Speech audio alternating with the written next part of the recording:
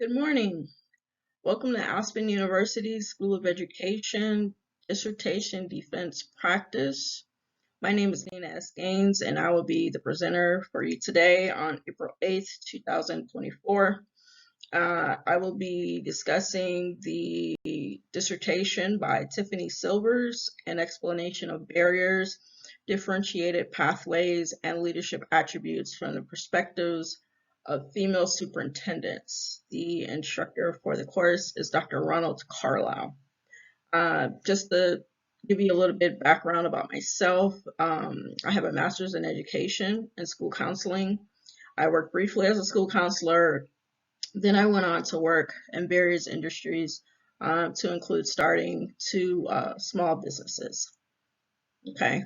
Before we get into it, I've had some um, problems late, but we are pressing on. So if I have to take a drink of water, please forgive me. All right, so let's dive into it. The problem addressed was the lack of female superintendents in K through 12 education due to barriers. These barriers that Ms. Silvers discusses are the mentorship networks, differentiated career pathways, and outdated hiring practices. According to the data that she presented by the Superintendents Association, 27% of the school superintendents are females, but 75% hold teaching positions. The mentorship networks, the study is saying that because of this data and lack of school female superintendents, mentorship networks are a barrier. There are not a lot of them. With the differentiated career pathways, the study goes into the differences between female and males' career pathways. Ms. Silvers talks about how females take the pathway of going to be a teacher, to assistant principal, to some district positions, and they stay in these positions a lot longer than their male counterparts who may have done teaching, and then they go into assistant principal on a high school level, and then they go on to district positions. I mentioned the high school position because the study talks about how on the high school level, the male counterparts have more exposure to larger budgets. And this is one of the leadership qualities that we'll go on into discussing that is a problem for female superintendents because of the views, societal views, saying that the females aren't able to deal with these large district budgets. But we'll definitely get into all of that. The significance of the research, the leadership qualities that we talked about, the lack of equal representation, the glass ceiling, and the labyrinth.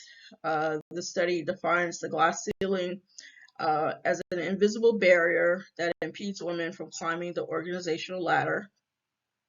And the labyrinth describes a shift from the glass ceiling to a continued barrier that women try to navigate through as they challenge the contemporary labels that have been placed on them. These labels go into the hiring practices where they don't see women as being able to handle these large district budgets or not being aggressive enough. So these are some of the labels that the study talks about. Research questions. The first one is, how did current female superintendents describe their perceptions of barriers to the position? The second question is, how did current female superintendents describe their perceptions of available pathways to the superintendent position? We talked about some of those pathways a little bit earlier. And the third and last question was, what were mentors' perceptions of female superintendents' leadership attributes? Okay. For the literature review, Ms. Silver, she she goes into depth about the history of the first female superintendent, gender bias recruitment practices, women's equality rights in the workplace, and the end of World War II. With the women's equality rights in the workplace, she delves into the history of the suffrage movement, women's right to vote, and then with the end of World War II, it's very interesting because Ms. Silvers talks about women's role in the war.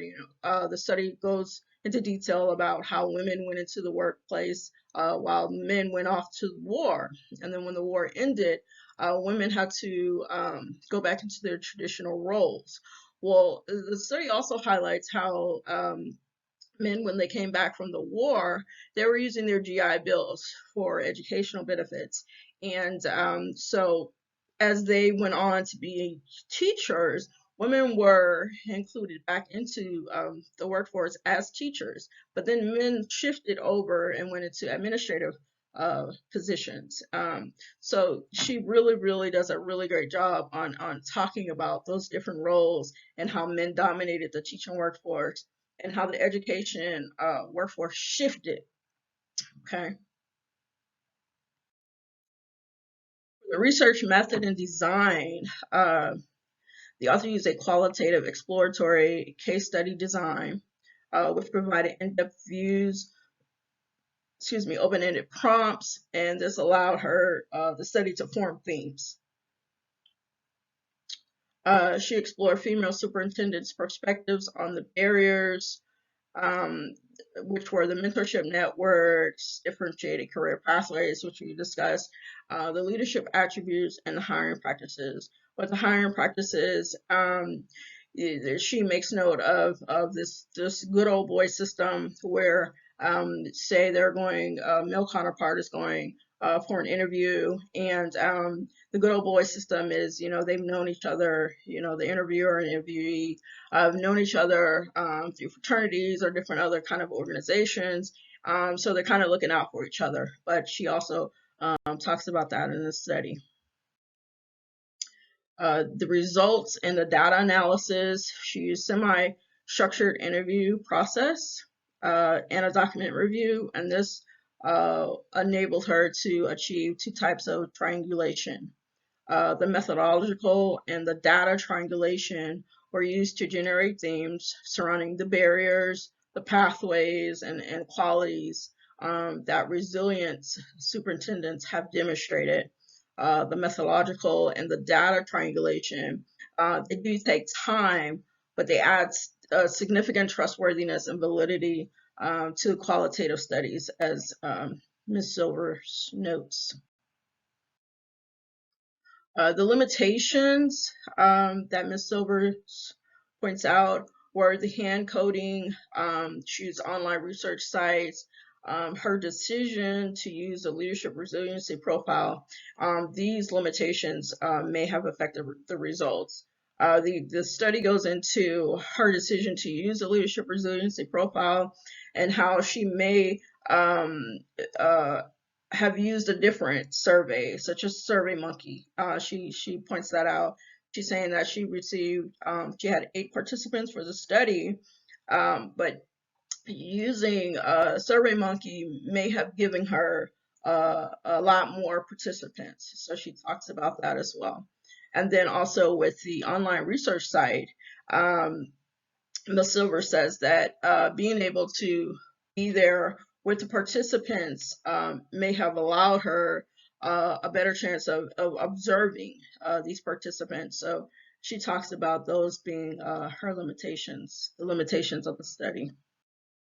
Her recommendations, using in-person research site, using software, thematic software programming, and also she points out that future studies on reforming societal views.